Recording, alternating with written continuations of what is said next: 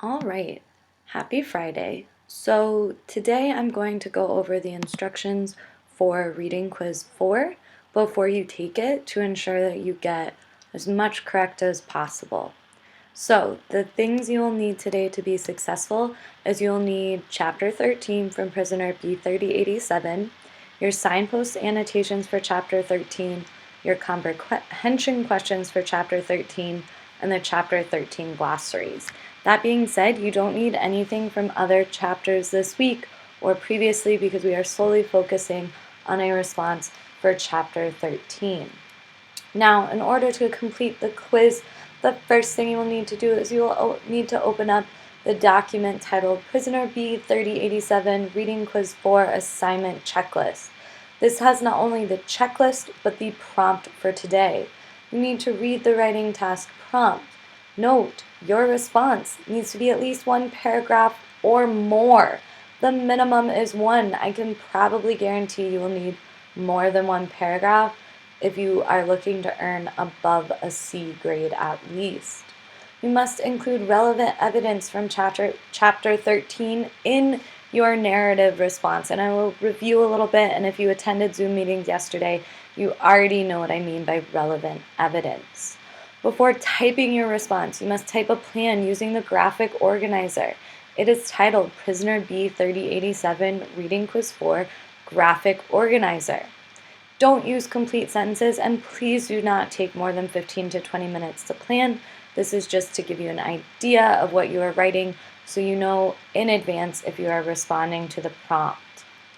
Before submitting your response and your graphic organizer, you need to look back at the checklist you looked at the beginning of the assignment and make sure you have included all of the necessary criteria to earn a proficient grade.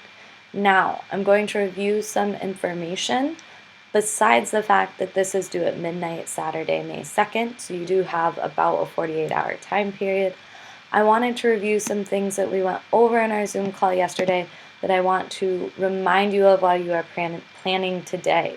So, the prompt for today says, in chapter 13, Yannick and the other Jewish prisoners run into a former Judenrat, and some of the prisoners choose to seek violent revenge in response to how this Judenrat treated them in the ghettos.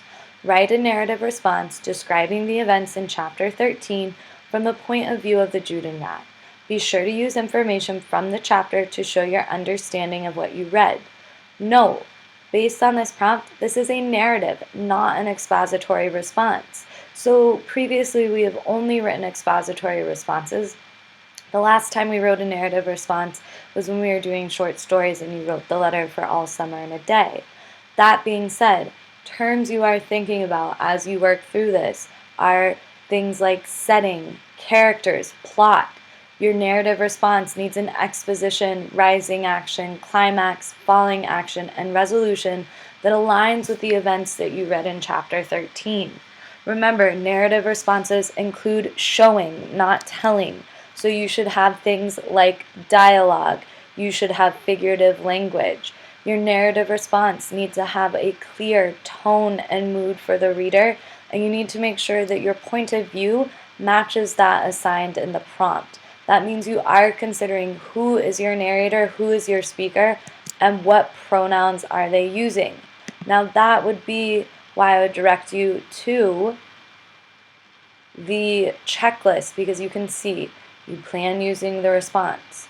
For the setting, the expectation is that you clearly introduce the setting of the narrative by describing the location and time.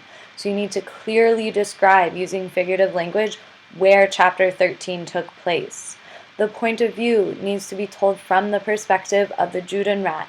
Usually we hear from Yannick. This time it is the Judenrat. The conflict. You need to introduce the conflict of the chapter to give context of the situation.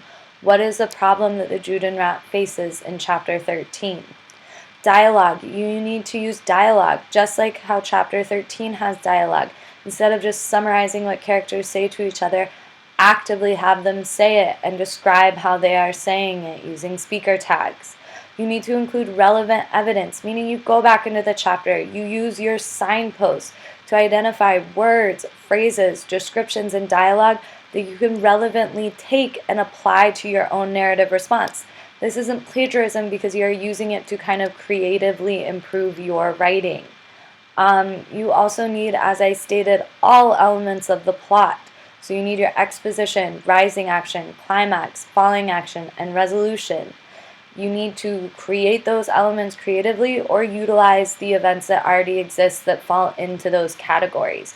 So there are some events that introduced us to where they are in this setting. There's a specific event that is the climax, and there's a resolution to that at the end. The resolution needs to be clear. It needs to resolve the conflict. How is that problem for the Judenrat, or that the Jewish prisoners have with the Judenrat, resolved? What are the Judenrat's thoughts, feelings about this conflict? We are getting his thoughts and feelings finally, not just Yannick, and so we want to hear that information.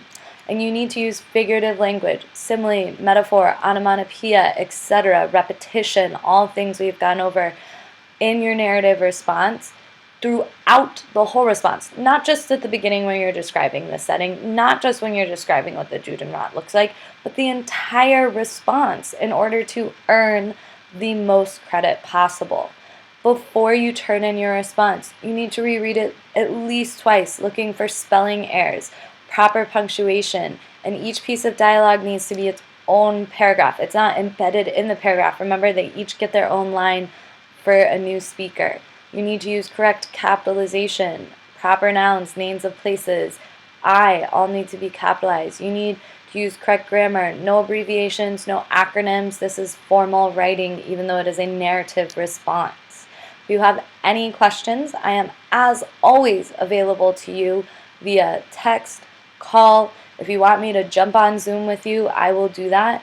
But the expectation is all of this criteria is met to answer the prompt.